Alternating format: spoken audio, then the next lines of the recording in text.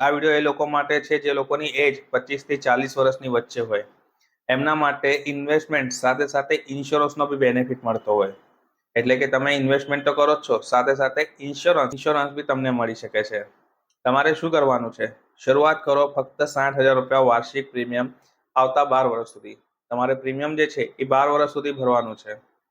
Policy term તમે લઈ શકો છો 20 વર્ષ, 25 વર્ષ, 30 વર્ષ, 40 વર્ષ, 45 વર્ષ સુધી. આ પોલિસી ટર્મની દરમિયાન તમને કંઈ બી થઈ જાય ને તો તમારા નોમિનીને મળે છે 60 લાખ રૂપિયા. નેચરલ ડેથ કવર એટલે કુદરતી રીતે તમે ડેથ પામ્યા હોય તો તમારા નોમિનીને મળે છે 60 લાખ રૂપિયા. એક્સિડેન્ટલી ડેથ થઈ જાય તો તમારા વારસદારને મળે છે ડબલ રકમ એટલે કે ઓલમોસ્ટ 1,14,00,000 રૂપિયા. એક્સિડેન્ટ ગમે તે રીતે ડેથ હોય, તમે પડી જવાથી ધાબેથી પડી ગયા તો ડેથ થઈ હોય, સીડીથી ચડતા ચડતા કે ઉતરતા ઉતરતા ડેથ થઈ ગઈ, પડી ગયા તો તમને મળી શકે. ગમે તે રીતે એક્સિડેન્ટલી ડેથ થાય એ કેસમાં મળે છે 1,14,00,000 રૂપિયા. ત્રીજું છે ટોટલ પરમનન્ટ ડિસેબિલિટી એટલે કે આપણા બે હાથ, બે પગ કે કોઈ બી શરીરના બે અંગ કામ કરવા લાયક ના રહ્યા હોય, ડોક્ટર જાહેર કરી દે કે આ વ્યક્તિ હવે કામ કરવા લાયક ના રહ્યા હોય, એ કેસમાં કેવું હોય કે તમને આગળનું જીવન જે છે એ સર્વાઈવ કરવા માટે મળે છે 54 લાખ રૂપિયા. એટલે જ્યારે ડેથ થાય ત્યારે મળે છે નોમિનીને ફરીથી 60 લાખ રૂપિયા. ટોટલ બેનિફિટ છે 1,14,00,000 રૂપિયાનું. ચોથું બેનિફિટ છે પબ્લિક ટ્રાન્સપોર્ટેશન.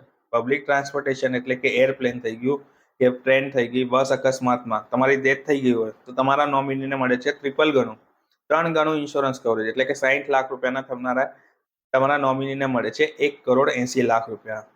તો દોસ્તો આ છે ઇન્સ્યોરન્સનો બેનિફિટ. આ તમારે 40 વર્ષ સુધી ઇન્સ્યોરન્સ રહેશે.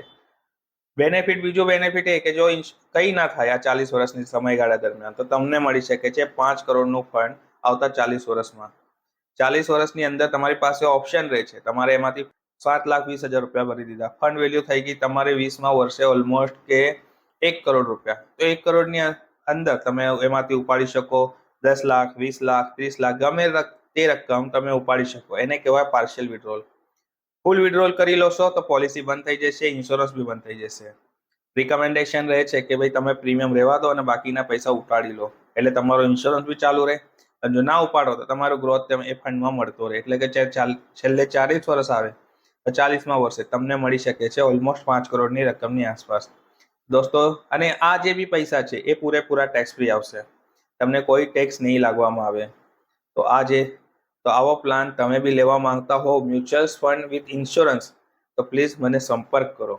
સરસ પ્લાન છે રિટાયરમેન્ટ માટે, બહુ સરસ છે. કંઈ થઈ જાય તો નોમિનીને ઇન્સ્યોરન્સની રકમ મળે, કંઈ ના થાય તો તમને એક સારો બેનિફિટ, મ્યુચ્યુઅલ ફંડનો બેનિફિટ 5 કરોડ સુધીનો મળે. મેં જે રિટર્ન બતાવ્યું છે એ 15%થી રિટર્ન છે. 18%, 20% આવે તો 5 કરોડથી ઉપરની બી રકમ તમને રિટાયરમેન્ટના ટાઈમે મળી શકે છે. દોસ્તો, તમને બી આવો કોઈ પ્લાન લેવો હોય તો મારો સંપર્ક કરો. હું નીતિશ સરદાર તમારી મદદ કરીશ તમારા ફિનાન્શિયલ જર્નીમાં. લાઈક, ફોલો એન્ડ સબસ્ક્રાઇબ કરવાનું ના ભૂલતા. Thank you.